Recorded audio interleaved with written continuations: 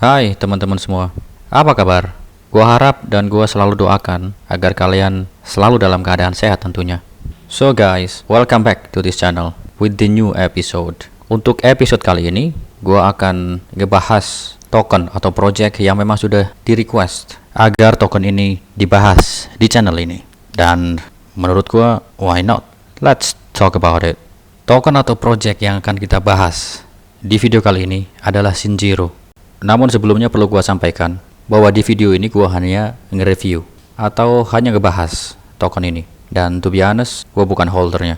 Kita akan bahas atau kita akan cari hal-hal yang memang informatif, yang paling update mengenai Shinjiro ini. Dan gua nggak terlalu ngebahas dari sisi fundamentalnya, karena nantinya durasinya akan terlalu lama. Jadi gua ambil hal-hal yang penting-penting saja.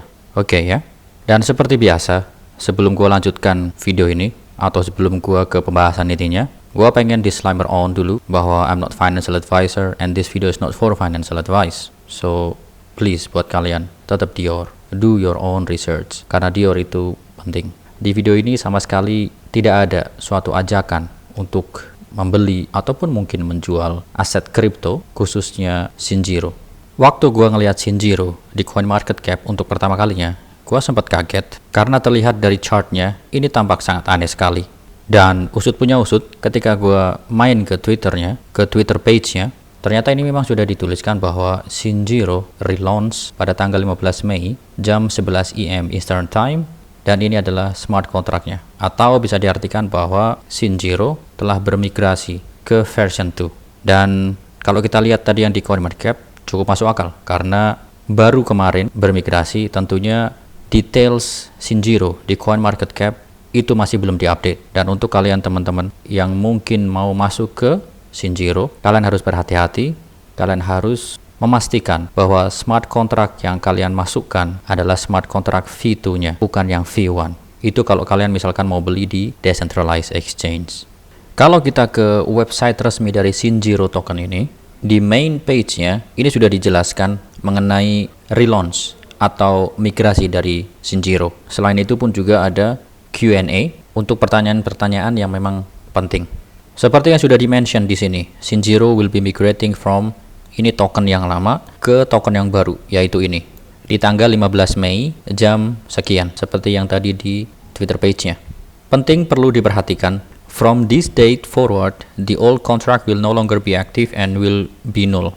Liquidity will be transferred to the new contract. Jadi perhatikan baik-baik untuk yang mau beli atau mau masuk ke Shinjiro, harus memasukkan smart contract yang baru atau yang V2. Mengenai Q&A, ini ada beberapa pertanyaan dan jawaban, dan gua harap para holder dari Shinjiro dari waktu sebelum ini sudah pada tahu. Tapi ini ya untuk reminder aja, atau mungkin untuk info siapa-siapa yang tertarik dengan Shinjiro. Pertanyaan pertama, when is relaunch? Atau kapan ini di relaunch? Di sini tertulis 15 Mei, ya kayak yang tadi disebutkan sebelum-sebelumnya. Kemudian pertanyaan kedua, will the supply and price be the same? Atau akankah supply dan harganya sama? Dijawab yes, nothing will change in regards to the supply and pricing. Untuk version 2-nya, supply dan harganya akan tetap, jadi nggak ada yang berubah. Pertanyaan selanjutnya, how will I receive my tokens? Atau bagaimana para holdernya akan menerima token V2-nya? Dijawab di sini, investor yang memiliki token Shinjiro senilai lebih dari $50 pada tanggal 14 Mei akan diberikan jumlah token yang sama persis ke dompet mereka. Anda tidak perlu melakukan apapun selain menunggu token muncul di dompet Anda. Kemudian, jika Anda memiliki token senilai kurang dari $50, kami meminta Anda untuk menjual token Anda dan membeli kembali di platform baru. Ini penting diperhatikan ya. Jadi kalau misalkan kalian punya token Shinjiro di personal wallet dan aset kalian itu kurang dari $50, ya kalian harus menjualnya. Dan kalau kalian masih pengen punya token Shinjiro, ya kalian harus beli lagi. Kontrak baru akan memiliki supply token yang sama dengan rasio 1:1.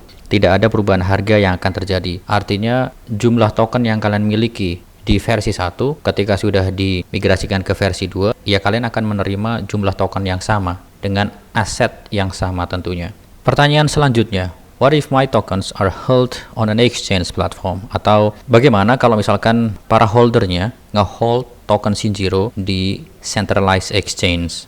Dijawab di sini, L-Bank dan Probit telah diberitahu mengenai kontrak yang baru dan mereka telah setuju untuk menghentikan perdagangan sebelum 15 Mei kemarin. Kami tidak memiliki kendali atas platform mereka dan tidak bertanggung jawab atas proses dan prosedur mereka. Jadi kebanyakan, kalau misalkan proses migrasi pihak dari developer, misalkan Shinjiro ini, mereka hanya ngasih tahu ke platform exchange. Dan proses migrasi dari masing-masing exchange itu biasanya akan berbeda-beda.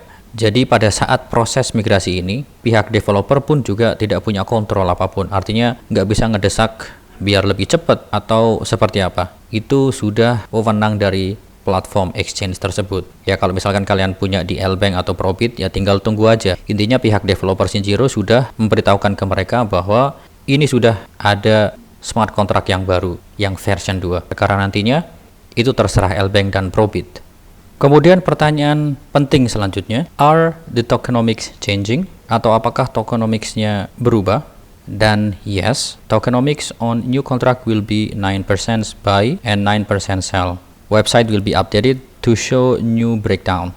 Di tokenomics yang sebelumnya atau yang versi 1 itu pun juga 9% buy, 9% sell. Hanya breakdownnya atau pembagiannya yang berbeda. Kalau di yang baru, 3% untuk marketing, 2% untuk dev, 3% reflections, dan 1% charity. Jadi total kesemuanya adalah 9%. Jadi menurut gua untuk buy and sell tax yaitu 9% itu masih bisa dikatakan kecil karena masih less than 10%. Jadi tidak terkesan eksploitatif. Yang mana kalau kita bandingkan dengan mungkin project lain atau token lain, ada juga yang buy and sell tax-nya hampir sampai katakanlah 15%. Namun kalau misalkan kalian pengen menghindari buy and sell tax ini, ya kalian bisa beli di centralized exchange, misalkan L-Bank dan mungkin Probit, seperti itu. Kemudian dari cuitan ini tertulis liquidity locked for 1 year. Untuk smart contract yang baru, liquidity-nya sudah dikunci selama 1 tahun. Nanti kita juga akan cek. Sebagai permulaan token ini dibahas di channel ini, karena ini pun juga masih baru bermigrasi, yaitu sejak kemarin. Gua pengen ngelihat atau gua pengen menunjukkan ke kalian smart contract Shinjiro versi 2 berdasarkan token sniffer. Ya, sekedar untuk melihat sisi fundamental dari smart contract-nya saja. Jadi ini berdasarkan token sniffer. Untuk smell testnya itu mendapatkan skor 55/100. Bisa dibilang average lah ya. Kita lanjut. Swap analysis. Yang pertama, token is sellable. Maka dari itu ini dicentang. Atau not a honeypot at this time. Dan memang benar, kalau misalkan kita cek di Dextool, kalau dari transaction history-nya, ini memang token is sellable atau token bisa dijual ya. Jadi untuk waktu sekarang, it's not a honeypot. Kita lanjut. Buy fee is less than 10%. Yaitu 9%, maka dari itu ini dicentang. Untuk sell fee-nya ini juga less than 10%, yaitu 9%, maka dari itu ini dicentang. Untuk contract analysis, pertama yang dicentang yaitu verified contract source atau kontraknya itu sudah terverifikasi. Dan kalau kita cek ke address scan, ke kontrak sebelah sini, memang di sini sudah tercentang hijau, contract source code verified. Dan tentunya kalau sudah terverifikasi seperti ini, yaitu bagus, seperti itu ya. Poin selanjutnya ini di X atau tidak memenuhi standar dari token sniffer karena the source code contain a functions which can modify the transaction fee. Dan ini juga berhubungan dengan yang sebelah sini, yang selanjutnya, yaitu smart contract dari versi 2 ini tidak di renounce. Dan of course kalian juga udah pastinya pada tahu apa risiko dari kontrak yang tidak di renounce. Sebenarnya ada plus minus antara kontrak yang sudah di renounce dan smart contract yang tidak di renounce. In simple way atau dengan mudahnya, gue bisa katakan ketika kontrak tidak di renounce, itu pihak developer bisa mengotak-atik smart contract tersebut. Contohnya misalkan for example ini risikonya disable selling, change fees, or mint new tokens. Kita next, holder analysis. Di sini tertulis token burned 80,31%, circulating supply-nya sebanyak ini. Hal ini dicentang, yaitu owner atau creator wallet contains less than 5% of circulating token supply, yaitu sebesar ini, less than 0,01%. Dan yang kedua, ini di X. Menurut token sniffer, ini diindikasikan bahwa all other holders possess less than 5% of circulating token supply. Kalau kita cek ke address scan, ke holders, ini Di holder nomor 1 ada null address atau dead wallet. Ini adalah burn wallet. Kalau misalkan token-token yang dibakar nanti akan larinya ke sini. Dan ini mempunyai persentase 80,3%. Di dompet nomor 2, kalau berdasarkan Etherscan, ini persentasenya hanya 3,3%. Dan ini pun juga kalau kita cek, kemungkinan ini adalah developer wallet karena ini mendapat pasokan langsung dari Sinjiro deployer.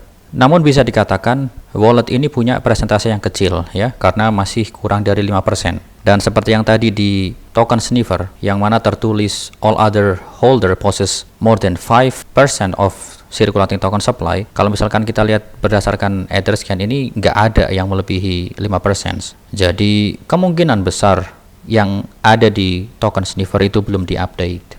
Kita lanjut. Liquidity analysis. Berdasarkan dari liquidity analysis, semuanya tercentang. Yaitu yang pertama adequate current liquidity, adequate initial liquidity sebanyak ini. Selanjutnya ada at least 95% of liquidity burn atau locked. Dan ini yang di locked sebesar 98,99%. Maka dari itu ini dicentang. Yang terakhir, owner atau creator wallet contain less than 5% of liquidity. Yang mana untuk owner atau creator wallet ini punya 0%. Dan seperti yang tadi gua udah singgung di depan, bahwa kita akan ngecek liquidity-nya di lock sampai tanggal berapa atau berapa lama. Kalau berdasarkan dari announcement yang ada di Twitternya itu kan di lock selama 1 tahun.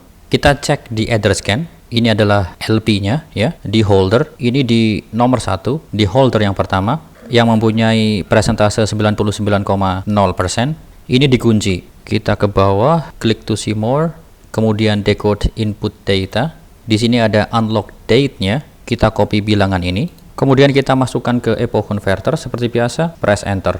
Dan di sini kita tahu sampai kapan ini dikunci, yaitu sampai 16 Mei tahun 2023 atau relatively dalam kurun waktu 1 tahun dari sekarang. Itu pun juga sama ya, seperti yang ada disebutkan di token sniffer, kurang lebih 1 tahun dari sekarang. Dan ini pun juga kita bisa cek di Unicrypt mengenai liquidity yang dikunci. Ini sebesar 98,9% atau katakanlah 99%. Dan kita lihat di sini value yang dikunci sebanyak atau sebesar ini. Dan unlock date-nya sampai 16 Mei 2023 atau dalam kurun waktu 1 tahun. Selain itu, kita cek di DEX tool untuk Sinjiro. Ini adalah harganya 0,00 sekian. Ada 10 nol di belakang koma, 1148. Dan kalau kita lihat berdasarkan chartnya secara sekilas, memang setelah di relaunch untuk harganya belum terlalu mengalami kenaikan yang secara signifikan. Dan kalau kita lihat total market cap-nya berdasarkan DEX tool baru 2,26 juta US dollar. Oke lah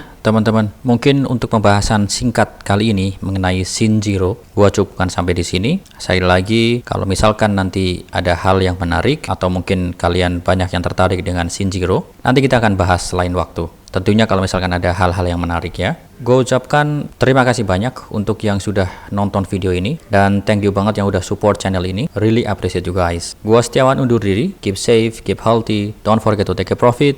Peace. Bye guys.